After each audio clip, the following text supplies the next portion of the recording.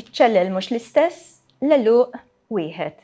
Niltaqgħu ma' Stephen Lugermo, ċellel bla ħitan. Stephen, nixtieq niftħu bdewqa ċkejkna ta' ċellel. Taqranna silta ċkejkna? Ok, ħanibdew b'silta minn waħda minn novelli li jisimha Konfessjoni u forsi tina daqsxejn idea ta' tip ta' novelli li għandna f'din il-ġabra. Konfessjoni. Jien qtiltu.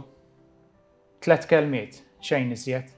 3 ngħidiet imżersqa minn taħt l-sin niexef qoxqox. Ma nafx semanix. Ma nafx femnix. Smajtu biss jitħarrek fuq il-bank tal-injam li min jaf kemm kellu ġrajiet jirrakkonta. Għajnejja baqgħu mkaħlin fuq iċ-ċensier antik fir-rokna tal-Kmajra. Minn dejjem hemm nafu. Mhux għax kont immur ta' spiss, imma f'dik id-daqsxejn ta' kamra mneżża minn kull amara ma stajx ma tarax. Forsi xi darba kien ileqq u jċekkċekk gburi quddiem raħal nies waqt il-funzjonijiet tal-ħdud u l-festi. Illum matt u mdewwed bit-tikek kien jixhed snin twal minsi bejn dawk l-erba' ħitan. Għandu mnej poġġew hemm bil-ħsieb li jfewwaħ dik il-kamra mill-qrusa tal-iċken nuqqasijiet, sal-eħxend nubiet li kienet tisma'. Ma kienx ċar toqba mħaxkna bejn il-gwardarobbi bl-ispellizzi u l-bieb għall-kor ta' wara l-artal. Siġġu tal-ħadit li kważi taqa' fih malli tbexxaq il-bieb u l-bank tal-injam b'qassis aktar xwejjaħ iserraħ fuq u jilqak bl-istess 3 kelmiet. Poġġi, ibni. Rott is-salib, x'għamilt? Qtiltu, tennejt meta rajt li baqa' ma kien qalli xejn. Lil Sandro jien qtiltu. Issa ma setax ma jismanix. Mal-kelmiet, id-dera taċ-ċensier iżżelġet f'għajnejja u l-ħitan biż-żeba' mqaxra rajthom niżlin bħal kartun u jinbidlu fi żbarri ħoxnin ta' ċellel mudlama. Ħabs, hemm kien posti, kont naf. Iżda flok qtuħ ta' nifs u sturdamenti, flok lara quddam tal-qalb, niżlet fuqi fewġa ħelwa ta' mistrieħ. Bla ma naf, intlaqt fuq dar is-siġġu ngawdi dal-ħelsien stramp, nittajjar ħafif mit-tabija mneħħija minn fuq spalti. 50 sekondi, xejn ma baqa' tal-biża' u anki ċ-ċensier donnu reġa' beda jleq f'għajnejja. In-nifs kiseb mill-ġdid ir-ritmu tiegħu. Iż-żanżin fitt f'moħħi bħalli kieku ntefa' f'daqqa. U t-toma ħażina li kienet alloġġjat f'ħalqi minn dakinhar tal-funeral tkeċċiet il-barra f'ħakkatajn. X'inti tgħid? Staqsa Dun Saver. Kien jinstema' maħsud, iżda xorta ġwejjed bħas-soltu. Lil Sandro ta' Doris. ċaqlaqt rasi mingħajr ma ftaħt fommi. Ibni għalli waqt li ġibet nifs qawwi. Inta taf aħjar minni biex miet Sandro. Ija, ma ħallinix inkompli. Appuntu, m'għandix għalfejn ngħidlek iktar. Tafu biżżejjed, taf x'ġara. Għalhekk, tant nafu sew li L-ewwel pubblikazzjonijiet li tajtna kienu għaż-żgħażagħ u għat-tfal. Din l-għażla kemm kienet influwenzata minn l-edukatur fi Stephen Lugermo?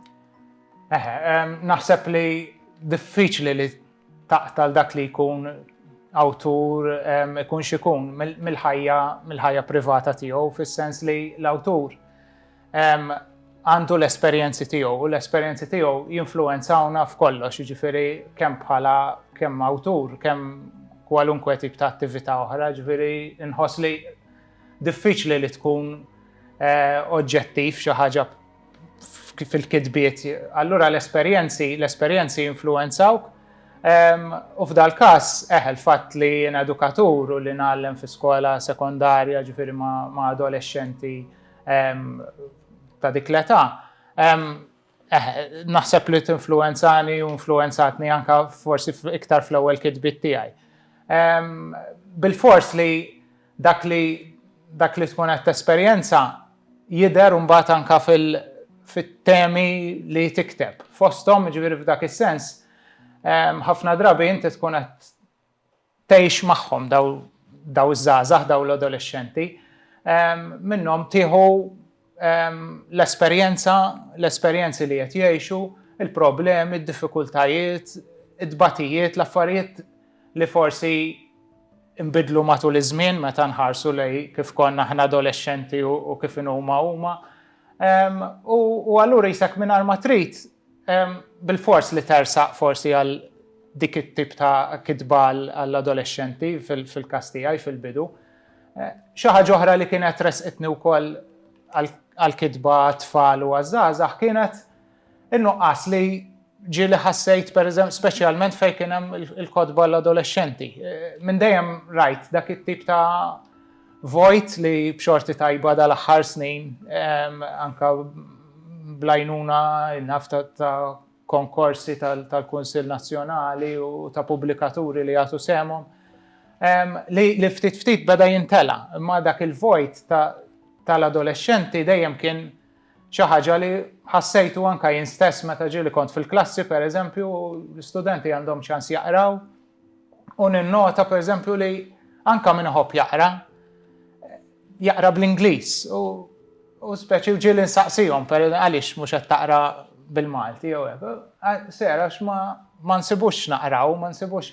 U hija xi ħaġa li fil-bidu kienet xi ħaġa li mbuttatni anke nikteb għal dik l-età ukoll. Ġifieri naħseb diffiċli li taħrab minn dak li ikollok madwarek.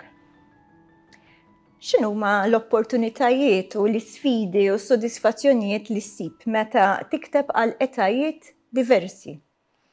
Kollha kemm huma għandhom l-opportunitajiet huma kollha sfidi differenti. Ħanibda minn ta' tfal. Meta tikteb l-tfal qed tikteb għat-tfal, l-ewwel nett tiżomm f'moħħok ovvjament l-udjenza, ġifieri jekk għandek tfal inti marbut bil-qosor, tikteb fil-qasir, marbut bil-vokabolarju li jrid ikun maħsub għat-tfal. Marbut ukoll ħafna drabi mal-fatt li inti taf li għandek illustrazzjonijiet li huwa ktieb li ħajkollu l-illustrazzjonijiet, allura ħafna drabi jisek torbtu ftit xena b'moħħok li taf li dan il-ktieb meta ħajġi publikat miegħu ħajkun hemm l-illustrazzjonijiet li allura jisu almenu fil-fema tiegħi jiena nħobb nibnieh bħala jisu film xena li nżomm f'moħħi li meta mbagħad l-illustratur ħajġi biex jagħmel xogħlu ħajsib jisu slide ta' xeni li ħajkollu f'moħħu. Meta tikteb għall-adolescenti kif qed l-ewwel nett huwa perjodu qasir ta' żmien. Jiġifieri adolescenti naf 13 sa 16-il sena għax kif jaqbżu 16 forsi tibda tarhom bħala adulti. Inqas huma tfal, mela għandek perjodu qasir ta' żmien, però perjodu li huwa importanti ħafna u li fih jiġru ħafna affarijiet. U allura fl-istess ħin għandek ammont ta' temi li tista' tidħol fihom u tesplora. Imma min-naħa l-oħra għandek dik ir-rabta li inti marbut ma' żmien qasir ħafna. Barra minn hekk l-adolescenti huwa żmien li jinbidel ta' spiss. Jiġifieri l-adolescenti tal-lum huma differenti mill-adolescenti ta' 10 snin ilu jekk mhux ta' 5 snin ilu. Jiġifieri diffiċli li tgħid ħloq xi ħaġa li taf li tista' tibqa' rilevanti anke għal snin oħra, biss anke t-teknoloġija f'ħajjithom li tinbidel mhux minn sena l-oħra, naħseb minn xahar għal ieħor. Jiġifieri allura dik hija sfida wkoll. L-isfidi għall-adulti mbagħad huma li għandek qed tipprova tilħaq udjenza li hija varjata għal kollox, u ġifieri qed tipprova tilħaq nies minn oqsma differenti. Fl-istess ħin qed tara qed tipprova tkun oriġinali mod li tirrakkonta forsi temi li raw dwarhom, semgħu dwarhom, raw dwarhom films u affarijiet oħra, imma tippreżenthom b'mod differenti u allura dik hija dawk huma l-isfidi. Min-naħa l-oħra però kif qed int joffru opportunitajiet. Jiġifieri bit-tfal għandek iċ-ċans meta tikteb għat-tfal għandek iċ-ċans timraħ kemm trid u għandek il-fantasija li tik l-opportunitajiet kollha pratikament. U ġifieri kull tista' tagħti ħajja l kull oġġett, kull annimal u fl-istess ħin maż-żgħażagħ mal-adolescenti għandek iċ-ċans li tkun iktar forsi daqsxejn iktar liberu, fl-istess ħin tittoqgħod attent anke almenu fl-opinjoni tiegħi għall-adolescenti għandek dejjem tħalli dik id-daqsxejn ta' tama għalkemm titkellem fuq realtà li forsi tista' tkun kiefra. Trid tħalli daqsxejn dik it-tama fil-kitbiet, almenu fil-final tal-kitbiet. L-adulti mbagħad għandek il-ċans li tista' timraħ bħala metodi ta' kitba, jinnaf tuża narraturi differenti, jinnaf vuċijiet differenti, xi ħaġa li użajt anke f'daw in-novelli, mbagħad nitkellmu dwarhom. Allura għandek dawk l-opportunitajiet. Il-bqija bħala opportunitajiet għandek varjetà kbira, ġifieri is-sabiħ mbagħad li tesplora ġeneri differenti. U naħseb li kull awtur diffiċli li jibqa' marbut ma' ġeneru wieħed. Hija sfida, ma hija sfida sabiħa fl-opinjoni tiegħi. F'din il-ġabra fil-fatt mhux biss qed tikteb għal etajiet differenti, ma qed toħloq f'ġeneru differenti. X'waslek li toħloq f'din il-forma ta' ġeneru differenti? Kienet sfida, kienet esperimentazzjoni, kemm kienu differenti jew l-istess il-proċessi tiegħek tal-kitba tan-novelli minn dak tal-bqija tal-kitba tiegħek? Le, kienet fil-bidunet kienet sfida. Jiġifieri sfida miegħi innifsi li s'issa kont dejjem ktibt ġeneru ta' romanz, ktibt dejjem għall-adolescenti jew għat-tfal kif għedna. U allura xtaqt nipprova xi ħaġa differenti. In-novelli dejjem rajta bħala xi ħaġa li kapaċi nagħmel imma li toffri li sfida, fis-sens li l-ikbar sfida naħseb hija l-qosor, u xtaqt nipprova, ġifieri fl-istess ħin kienet sfida miegħi nnifsi anke li nikteb għall-adulti li nesplora temi li huma iktar ta' żmienna u nuża dak li forsi kont anka tallimt speċi mill-esperjenzi tal-romanzi ta' qabel għal dawn in-novelli. It-tieni parti kienet li d-diffikultà jekk użajtx l-istess proċess. Iva, naħseb għalkemm huwa ġeneru differenti, nista' ngħid li għal kull novella jisni użajt, kull novella rajta jisa romanz għalija. Fis-sens ġifieri il-proċess ta' idea, u mbagħad il-ġabra tal-idejat wara xulxin, u mbagħad il-kitba u fl-aħħar l-editjar, imxejt bħalli kieku kont qed nikteb romanz. F'dal-każ flok ktibt romanz wieħed, ktibt 9 novelli osra, u ġifieri 9 qishom romanzi żgħar. Allura l-proċess kien l-istess wieħed. Però ovvjament kien hemm sfidi differenti. Fosthom il-fatt li pereżempju naħseb li kbar sfida li ħassejt hija meta żomm trid tiġi biex iżomm jiena nafas ħafna fuq il-karattru. Il-fatt li f'novella il-karattru tal-protagonista jgħidu l-protagonist biss. M'għandekx ċans tiżviluppa daqshekk. Hija sfida kbira, ġifieri li tittażel okkażjonijiet, momenti biex mingħajr ma tkun pedantiku, mingħajr ma tkun diretti żejjed. Turi l-karatteristiċi tiegħu li jkollok f'moħħok. U dik kienet naħseb l-ikbar sfida, u l-iktar sfida li tatni ġifieri li tatni problemi speċi biex niżviluppa dawk l-idejat. Mill-bqija kienet esperjenza sabiħa fis-sens li għax kienet xi ħaġa li kont nixtieq nagħmel u la tkun sfida mbagħad ftit tara kif iddur magħha fl-istess ħin. Jirnexxielek tipprova ssib soluzzjoni għal dawk id-diffikultajiet. X'jaqnaqlek l-iktar biex tikteb? X'ispirak l-aktar u min huma l-ikbar influwenzi tiegħek? Forsi tgħidilna naqra mnejn nibet ċellel u għaliex huwa l-qalbek? Le, naħseb li kbar ispirazzjoni hija risposta ovvja, ma hija huma n-nies.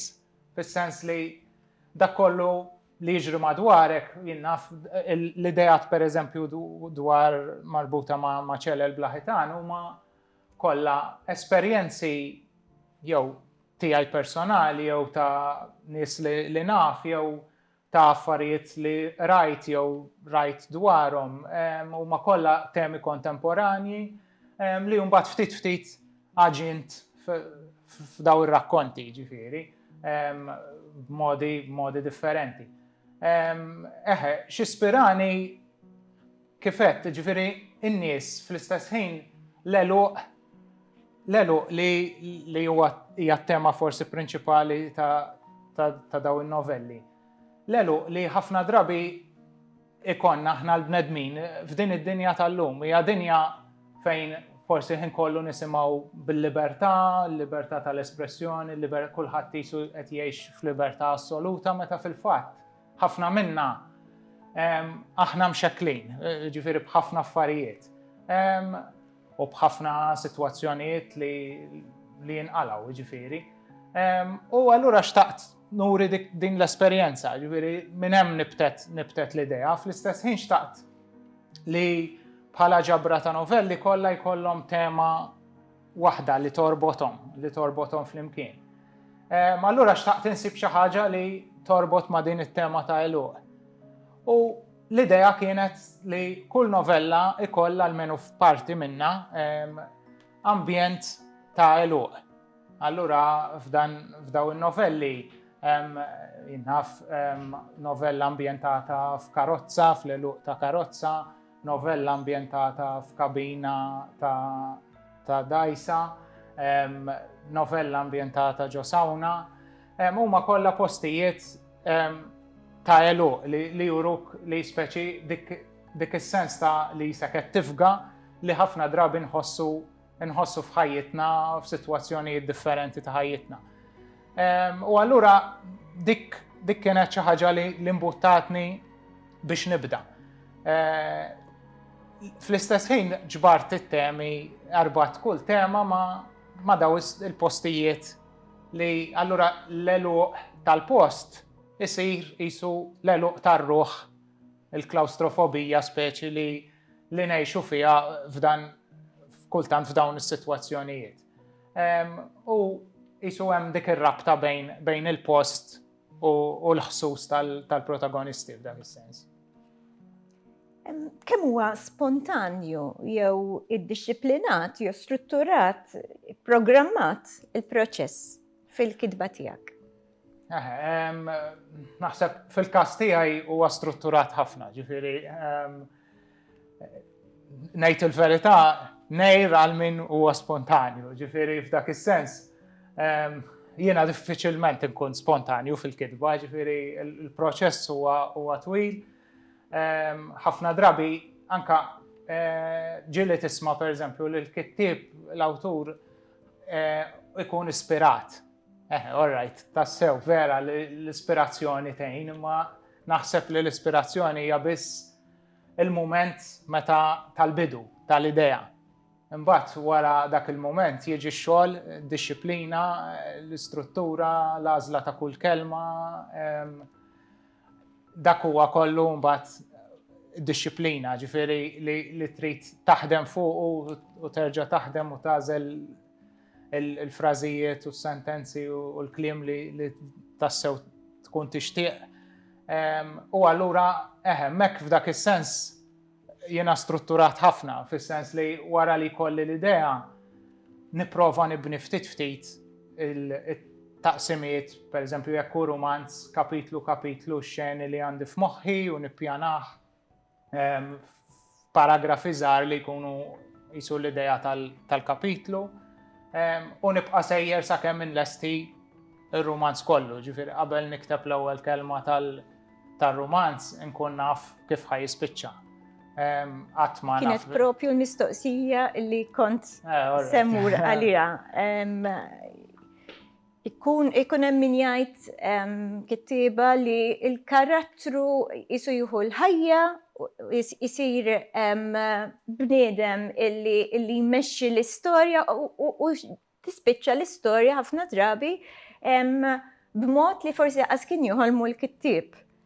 Għalik ma tapplikax din? Le, mux totalment, ħanajdu hekk, għax ġveri li l-umbat il-karattru jizviluppa matul il-kidba u li ġi l-invarja per eżempju fuq affarijiet li nkun ippjanajt, imma invarja b'mod limitat speċi, ma mux ġili kolli momenti fejnajt anka innaf wara li għamilt per eżempju 10-20 kapitlu u niġi għal kapitlu f'nofs il-romans per eżempju ngħid le, għawek dal-karattru li issa drajt u sirt nafu sew u qed ngħix miegħu pratikament.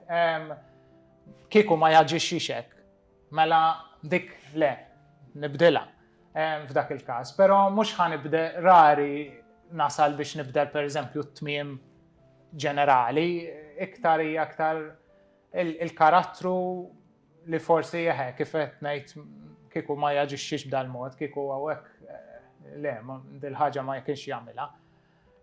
Fl-istess ħin hemm id-diffikultà li inti ma tafx speċi jekk ma tkunx taf fejn ħatasal għalija diffiċli li ma nimmaġinanix li qed nikteb xi ħaġa li ma nafx fejn ħanasal.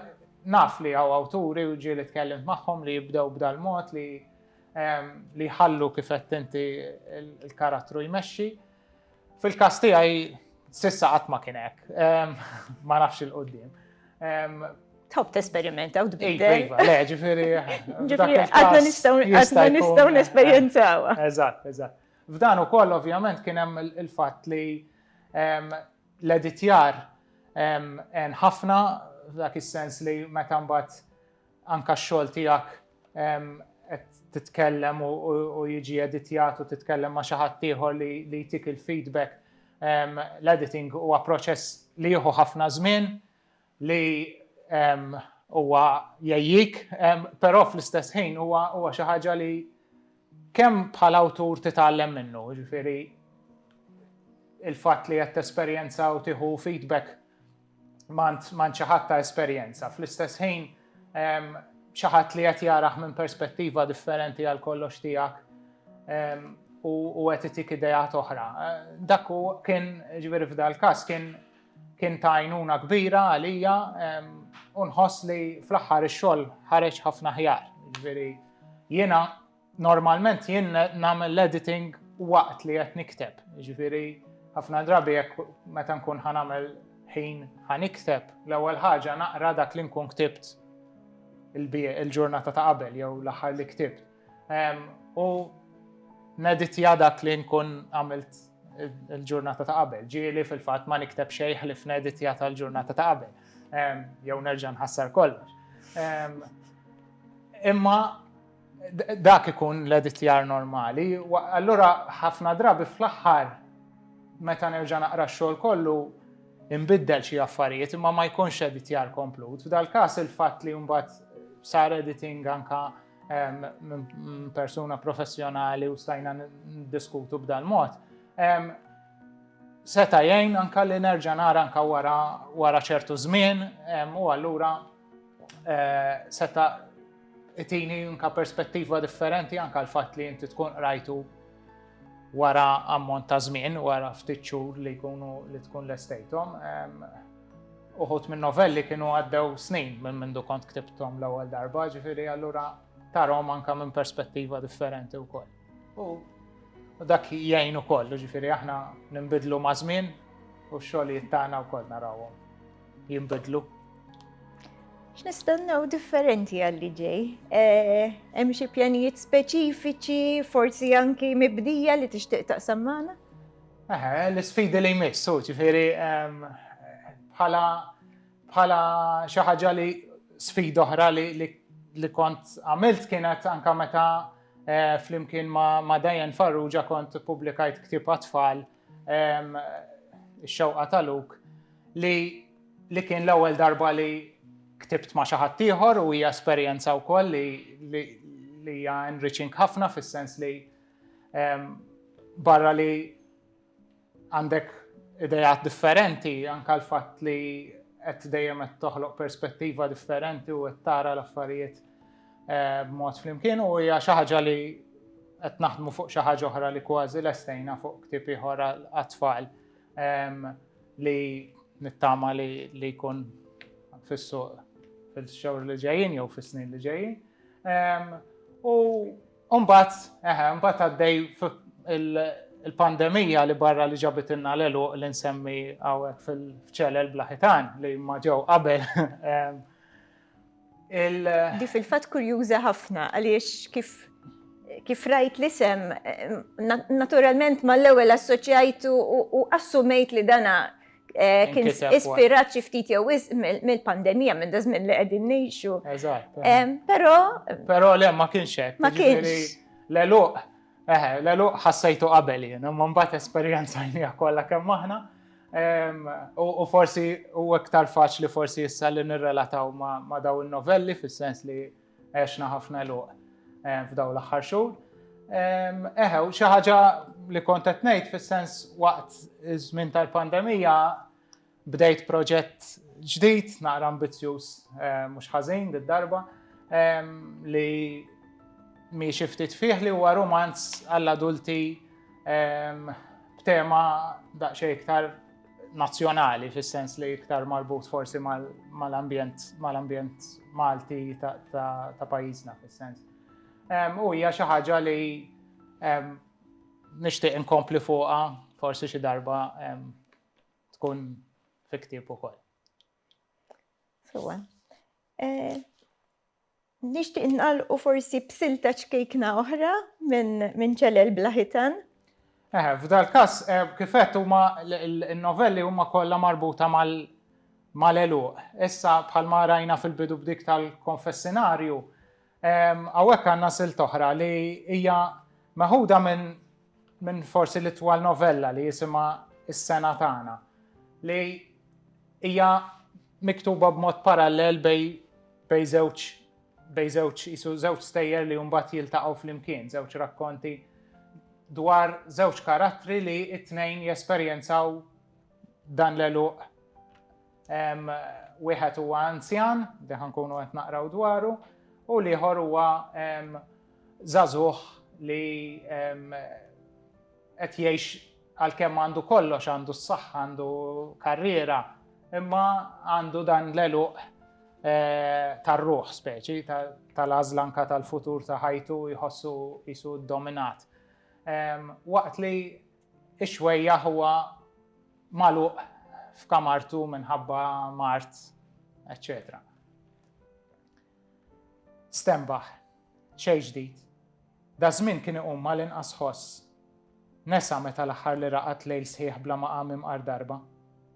Dal-ħoss mhux tas-soltu, għalmenu mhux f'da żmien tas-sena, meta jkun midfun taħt muntanja kutri u bl-iskufja li ħititlu t-tifla f'rasu. Ftit sekondi u ġif tiegħu. Fil-bogħod il-ħoss kien għadu jinstema'. Tħarrek bil-mod u dar iħares lejn il-komodina. Ta' daqqatajn lejn l-arloġġ u minnu fih kollox beda jagħmel sens. Reġa' dar wiċċu l-fuq u xiref siequ l-leminija minn taħt il-friex.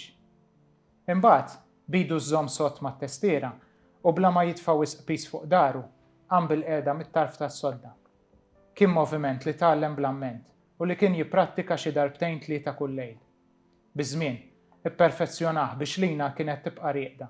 Ma nqamal imħadda f'dik il-pożizzjoni li tant kien jiggosta sa mill-ewwel lejl li qattaw flimkien daqs 50 sen ilu. Ġibet il-papoċ minn taħt is-sodda u bi-sforz silenzjuż qam bil-wieqfa jserraħ mas-siġġu. Saqajh kienu se jaqbdu r-rotta tas-soltu lejn il-kamra tal-banju. Iżda llum Karmnu kellu ħsibijiet oħra. Dar lejn il-gallerija u waqaf bidu fuq il-purtella. Għajnejh kienu għadhom impeċbċin, iżda d-dawl min-naħa tal-pjazza kien qawwi biżżejjed. Fil-pront, is-sema xel famla ta' ċirku kulurit u l-ħsejjes li sema ftit qabel tħaltu moħrajn ġejjin mill-port. Ħarstu daret lejn id-dalma tax-xellug. Ma kellu għalfejn jara xejn. It-toroq tem kien jafhom bl-amment. F'xatt il-baħar kien qatt aktar minn nofs ħajtu. Saħansitra ġieli qatta l-jieli bħal dawn hemm isfel. Iniżżel grok bis-serqa ma' sħabu mad-daqqa ta' nofs il-lejl. qabel il-koll ikomplu b'ħidmietom. Dak iż-żmien kien jisħed xortih li jkun xogħol f'lejl tant speċjali. Illum kien lest iħallas biex imur lura f'żaq il-vapuri, jerfa' pajpijiet tqal, jixxabbad bla biża' u jiżżerżaq fil-labirinti mdalma tal-magni. Le, ma rridx jaħseb. Il-labirinti ta' moħħu kienu għar, fermar. Refa' idu minn mal-purtella u mesa ħidmuh bil-komma tal-piġama. Ringrazzjak.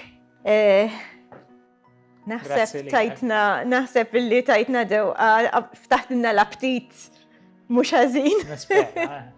U ma' novelli kif qed ngħidu kollha marbutin ma' din it-tema u fl-istess ħin jolqtu temi kontemporanji ta' żmienna. Grazzi. Grazzi ħafna.